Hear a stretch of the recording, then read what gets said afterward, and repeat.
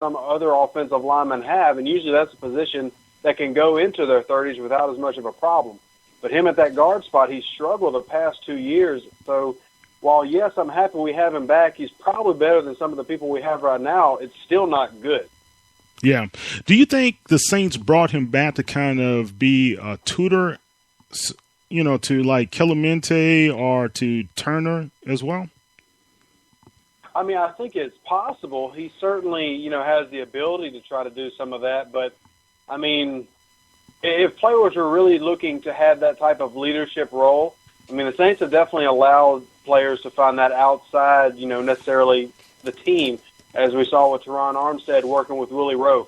So there are sources available. They don't necessarily have to go in team because Jahri, he's not like some of the other Saints players that I've met, and this isn't a knock on him, this is his personality. He doesn't seem like the very open, personable coaching type. I mean, there's some players you meet that just they're big extroverts, are all about coaching and teaching people. I've never really gotten that vibe from Evans. Even just the small time, you can see how he responds to people on Twitter, which is usually instant block anything he doesn't like. He's just not a big people person to me. So I wouldn't think that would be a big reason to bring him back in, but I guess it's possible. Yeah, that's pretty interesting. Instant block. That explains a lot. Instant blocks. I might be being a little bit salty. But. Okay, Deuce. But it kind of makes sense, man.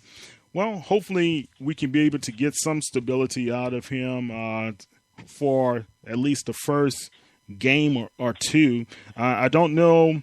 I thought it was pretty interesting. The Saints kept Landon Turner on the active roster, but I guess they didn't want him to be exposed to any other teams probably coming in to swipe him up and pick him up and put him on their team as well. Because I think he is. Come on, if any team watched the Saints preseason games, I don't think they have to worry about them swooping in on any of our offensive linemen. Not many vultures over that dead cow. Look, I was trying to be kind there. Deuce is coming out firing, y'all. Kyle, that's why I like Rev, because you know what, men of God, we just speak the truth. He said, they that worship him in spirit and in truth. They that worship him also speak in spirit and in truth. And that's why I love my brother, because he speaks the truth. All right, that's pretty good, man. Rev, there you go. Let's talk about another cut, man. This Gary Grayson situation. Saints waived this kid. He was our third-round pick just a couple years ago. He was supposed to be the future for the New Orleans Saints, especially as Sean Payton had a watchful eye over him. I believe under Payton right now, we have some missed picks when we come to some of the draft choices.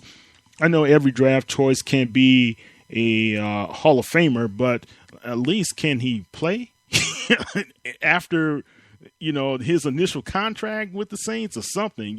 We're just not getting the picks or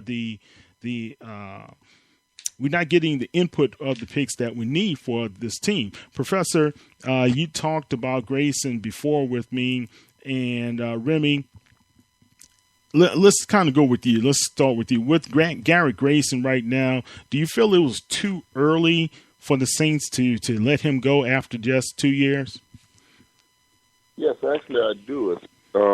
I personally think he would have been a better backup than McCown. I haven't seen much from him this preseason or in recent seasons, and the guy is just kind of standing on the sideline collecting a check. Whereas I think Grayson, first of all, they moved up in the draft to get him, so there must have been a reason they did that. They really wanted him. They expected something from him. So why not put him on the sideline and take these years and develop him? So yeah, I think 2 years was definitely not enough time. I would have loved to see him stay around and see what we can get from him, and maybe we would have eventually had one of those Rodgers and Favre situations here. Yeah, Rodgers and Favre situations was pretty good. We need something more like a Montana and Steve Young situation where these guys hate each other, right? No, but seriously, Deuce, how do you feel about Garrett Grayson? Well, I was surprised by it, but I mean, if you kind of follow what's gone on, just in Saints history with quarterbacks, with the exception of maybe Chase Daniel, that kind of fits the mold. I mean, Ryan Griffin, while not, being a third-round draft pick, nothing, 2 years. I mean, Sean Canfield got drafted, didn't even make it. So, I mean, he's shown, Peyton, that is, has shown that he's got pretty quick eye on him when he's going to decide if he likes or not, and he's going to get rid of you. So, and that goes back with kind of his quarterbacking background, I think. If he doesn't think that you're going to be in, say, 4 years where he wants you to be, he's going to get rid of you now and find somebody else. So while I do think that he probably could be better than Luke McCown, I think in the back of his mind, Sean's still looking for that replacement. So, and McCown, of course, is not a replacement. He's a backup. And if you've got Grayson and you don't think he's going to make it, might as well get rid of him and cut your losses and start new. Interesting. Professor? Listening to Deuce and valid points, I just said in this area, with the exception of Drew Brees, the Saints have not been very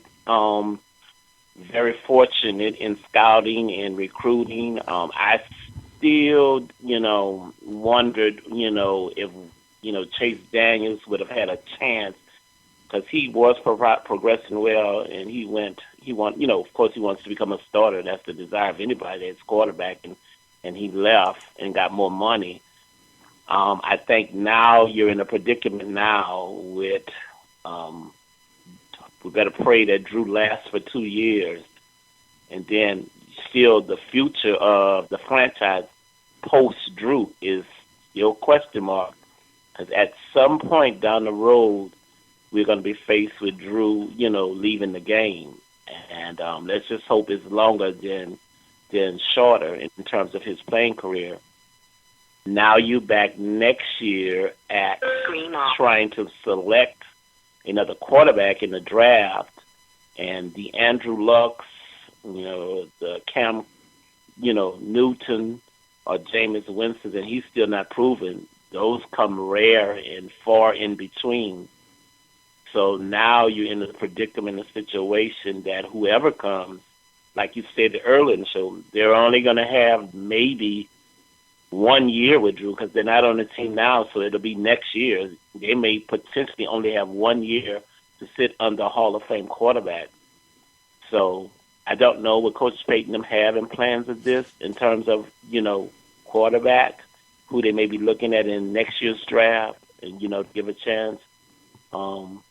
It's just it's a mystery. It's a question mark, because that quarterback position after Drew is really going to be still the key. Quarterback position is a very key position, and if you look in the NFL, there are great quarterbacks, then there's some good ones, and then there's a whole bunch of middle of the road from year to year. You don't know what you're going to get, and that's my concern overall with the NFL, is that once Brees and Tom Brady leave, they're the senior statesmen, and then you got coming up the rear Eli and Ben Roethlisberger and Phillip Rivers. Rodgers. You're going to be down to kind of just the, Wilson and Cam and, Andrew Luck. The NFL is going to be kind of suffering with a lot of just average or mediocre quarterbacks that can get you 30 touchdowns, but they're not to the level of Brees. So I think you've seen a transition of the NFL, to be quite honest, and I would love to see the NFL to start partnering with colleges so that the college programs, could start implementing pro-style offenses, receive the situation with LSU, because these guys coming out of college as quarterbacks, are just not coming in, being able to learn the game and the quarterback position in those 2 years. It's just not realistic that you'll get an Andrew Luck, every year. That's just not happening like that. So you're going to have some patience with somebody. It was, if it wasn't Ryan Griffin, if it's not going to be, Gary Grayson, I'm not sure what the Saints are going to do. I have no answer in that area, but you're going to have some patience with somebody. Well, I'll say it's just to kind of hit on your point. I think it is interesting that you said that the league's changing, and then Kyle mentioned the whole, San Francisco 49ers, Montana Young thing, which that's come from the Buccaneers and the 49ers, but. In the Saints situation, if you look at the best quarterbacks in the NFL between like the average and good range, there's not a single one that's at least young enough now to even be considered that's going to be a free agent until 2020. That's 4 years, and I'm talking about guys like Andrew Luck.